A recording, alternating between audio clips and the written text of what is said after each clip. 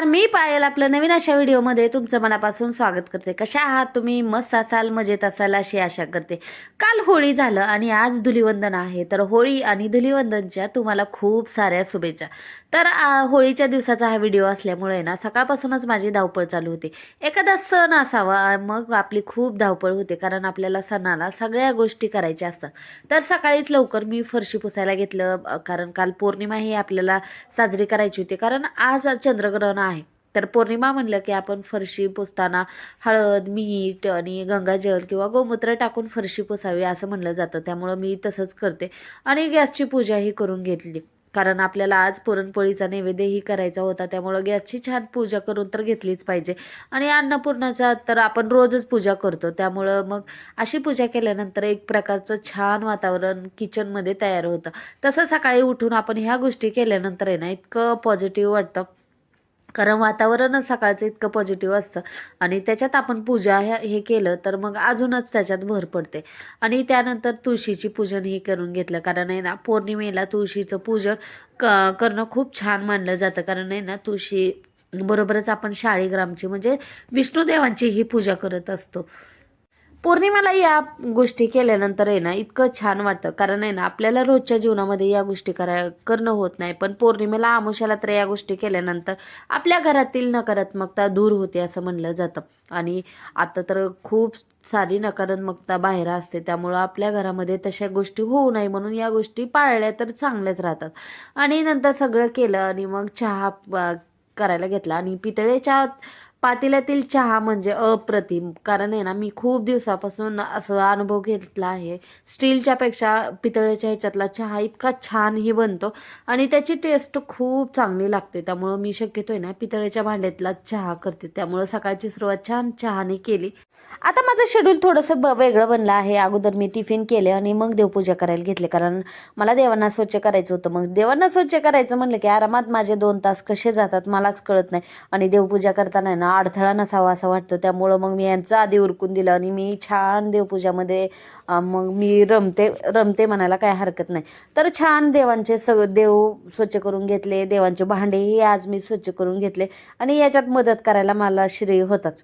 तर छान देव स्वच्छ केले ना भांडे खूप छान दिसतात पितळेचे, आणि तेवढेच लवकर खराबी होतात। आणि आज पौर्णिमा होती, त्यामुळे ना अष्टलक्ष्मी दिवा मी तर असे आता रोजच लावायला सुरुवात केली आहे। अष्टलक्ष्मी दिव्यावर ह्या 8 देवे असतात, त्यामुळे ह्यांची पूजा होते। त्यामुळे हा दिवा मला खरंच दिसायलाही खूप छान वाटतं, आणि देवघरामध्ये ना एक प्रकारची पॉझिटिव्हिटी वाटते, आणि दिसायला तर खरंच खूप छान दिसतं। आणि आज आहे ना मी माझ्याकडं कमळ होतं त्याच्यामध्ये ठेवल्यामुळं ते अजूनच छान दिसायला लागलं। आणि देवघरामध्ये आहे ना मी पौर्णिमा अमावस्येला हे तांदूळ बदलते, ते तांदूळही बदलले होते। जे आपण कलशाच्या खाली, कासवाच्या खाली ते सगळीकडे ठेवतो ना ते सगळे बदलले। आणि अन्नपूर्णा मातेलाही मी आज धान्याचा वर्षाव केला आहे, कारण ह्या गोष्टी मी आहे ना पौर्णिमेला आवर्जून करते, म्हणजे पौर्णिमेचं माझं हे रुटीनच असतं। तर छान वाटतं। आणि अन्नपूर्णा मातेचं मी हे भांडंही चेंज केलं आहे, आणि खूप म्हणजे छोटं होतं अगोदर, तर आता मी ह्याच्यात ठेवणार आहे अन्नपूर्णा माता। तर वर्षावही करून घेतला, आणि पूजा मी सगळी व्यवस्थित करून घेतली।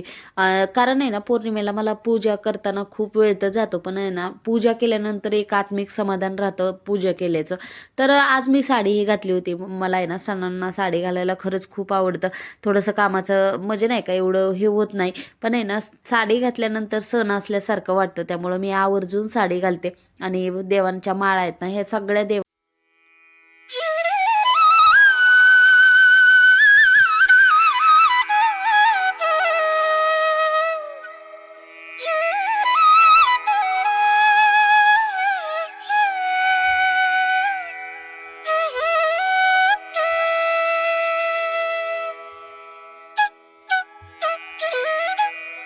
छान पूजा केल्यानंतर मग मला करायचं होतं हळदीनं लेपन, आणि हळदीनं लेपन केल्यानंतर दरवाजा इतका छान दिसतो। बाहेरच्याने कुणी येऊन सांगितलं तर मग तर खूपच छान वाटतं। तर हळदीनं लेपन करून घेणार होते, आणि होळी होती तर आपण होळी का सेलिब्रेट साजरी करायची, तरी त्याची ही खूप छान कथा आहे। कारण वाईटावर चांगल्याचा विजय म्हणून आपण होळी करण्यामागे ही एक कथा आहे, ती मी आज तुम्हाला सांगते. हिरण्यकश्यप नावाचा एक दुष्ट राजा होता आणि तो स्वतःला देव मानत असे आणि सर्वांना आपली पूजा करावी असं त्याचा खूप मोठा अट्टास असायचा. पण त्याचाच मुलगा प्रल्हाद मात्र भगवान विष्णूचा भक्त होता. तो सतत विष्णूंचं नाव घेत असे, नामस्मरण करत असे. हे पाहून हिरण्यकश्यपला खूप राग येत असे. त्याने प्रल्हादाला मारण्याचे अनेक वेळा प्रयत्न केले, पण प्रत्येक वेळा भगवान विष्णूंनी प्रल्हादाचे रक्षण केले. शेवटी हिरण्यकश्यपने आपली बहीण होलिका हिची मदत घेतली. होलिकाला आगीत न जळण्याचे वरदान मिळाले होते. तिने प्रल्हादाला मांडीवर घेऊन आगीत बसण्याची योजना केली, जेणेकरून प्रल्हाद जळून मरेल आणि ती वाचेल. पण प्रल्हादाने मनोमन विष्णू देवांचे नामस्मरण करायला सुरुवात केली आणि देवकृपेने होलिका जळून भस्म झाली, पण प्रल्हाद सुरक्षित राहिले. यामुळे लोकांना कळाले की सत्य आणि भक्ती नेहमी विजयी होते आणि वाईटाचा कधीही नाशच होतो. होळीच्या आदल्या दिवशी आपण होलिका दहन करतो आणि दुसऱ्या दिवशी आनंदाने रंग खेळतो आणि होळी साजरी करत असतो. होळी आणि पुरणपोळी ह्याचं खूप जवळचं नातं आहे. त्यामुळे होळीला पुरणपोळी तर झाली पाहिजे आणि पुरणपोळी म्हणजे कटाच्या आमटीला महत्त्वच. तर कटाच्या आमटीला आमच्याकडं एळवण्याची आमटी म्हणलं जातं. तर त्यामुळं मग ती आमटी छान असेल ना तर पुरणपोळीचा स्वयंपाक छान झाला असं म्हणायचं. कटाची आमटी तर मला खूप आवडते, कारण कटाची आमटी आणि भात मी 2 दिवसही खाऊ शकते. तर इथं मी कटाची आमटी करायला घेतली. त्याच्यात कढईमध्ये मी तेल टाकलं आहे, त्याच्यात मोहरी टाकली. मोहरी छान तडतडल्यावर जिरे टाकलं आहे आणि मी खूप सिंपल पद्धतीने करते. म्हणजे कांदा टोमॅटो मी काहीच टाकत नाही, तरी पण खूप छान होते. आणि कढीपत्ता मी टाकून घेतला आहे. कढीपत्ता आपल्याकडे जास्त असेल ना तर ठेचूनही घ्यायचा आणि थोडे फोडणीतही टाकायचा. मी तसंच केले. आणि हे कोथिंबीर, आलं, लसूण ह्याची पेस्ट म्हणजे खलबत्त्यामध्ये आपल्याला करायची आहे, पण त्याची टेस्ट खूप छान लागते, म्हणून मग मी शक्यतो खलबत्त्यामध्येच करते. आणि हे चांगलं तेलामध्ये आपल्याला भाजून घ्यायचं आहे आणि हे लो फ्लेमवर करायचं. आणि माझ्याकडे आहे ना मम्मीनं बनवलेला मसाला तो इतका चांगला आहे, मला दुसरे एवढे मसाले टाकण्याची गरज पडत नाही. तर तो काळा मसाला टाकला आहे. त्यानंतर आपले बेसिक मसाले, जिरे पावडर, धन पावडर, थोडासा गरम मसाला आणि थोडंसं मी हिंग टाकलं आहे एवढंच आणि हळद टाकली आहे. आणि हे बेसिक मसाले टाकून हे तेलामध्ये छान परतून घ्यायचं, कारण मसाले हे व्यवस्थित हे झाले म्हणजे तरी छान येते. त्यामुळं व्यवस्थित परतून घ्यायचे तेलामध्ये. आणि खटाच्या आमटीला थोडंसं तेल आपल्याला नॉर्मल भाजीपेक्षा थोडंसं जास्तच टाकायचं. तर नॉर्मल भाजीला आपण 1 पळी टाकत असेल तर याला 2 पळी टाकायचे आणि त्याच्यात थोडीशी कोथिंबीरच टाकली. आणि हे खोबरं आणि लसूण ठेचून टाकलाय थोडासा, कारण याच्याने ना भाजीला एक प्रकारची टेस्टही येते आणि घट्टपणाही येतो. त्यामुळं मग मी ते तसं करते.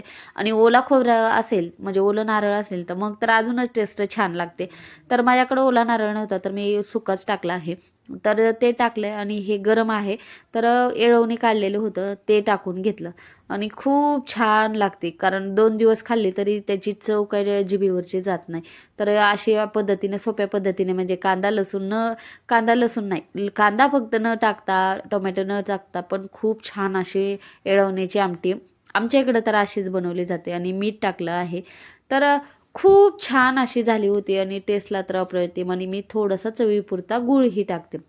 तर हिला उकळून घ्यायचं आणि 1-2दा उकळून गेली की छान कटही येतो. तर पूजेला खाली जायचं होतं, कारण होळी आपण दरवाजामध्ये करतो. त्यामुळं मी आहे ना बिल्डिंगच्या खाली म्हणजे आमच्या पार्किंगलाच करतो आम्ही. तर त्यामुळं मग मी ताट भरलं आणि ताटामध्ये मी सगळं घेतलं होतं. होलिका दहनमध्ये नैवेद्यही घेतला होता आणि आम्ही निघालो खाली. पुरणपोळीचा सगळा स्वयंपाक केला, थोडंसं फ्रेश झाले, साडी चेंज केली, मुलांचंही आवरलं. तेवढ्यात सर आले आणि सर आल्यानंतर मग आम्ही होळी दहन करण्यासाठी गेलो. आणि होळी दहन करायचं म्हणलं की होळी आपल्याला तयार करावी लागते. तर त्याचंही सगळं सामान सरांनी आणलं होतं. तर त्यानंतर मग पार्किंगला जाऊन आपल्याला होळी रचायची होती. तर होळी रचायचं माझं इथं चालू आहे. तर मला छोटीच होळी करायची होती, पण आता सगळेजण असतात त्यामुळं मग सगळ्यांचंही ऐकावं लागतं. मी तर फक्त गवऱ्याच आणल्या होत्या. तर सगळ्यांनी मिळून मग होळी रचली आम्ही.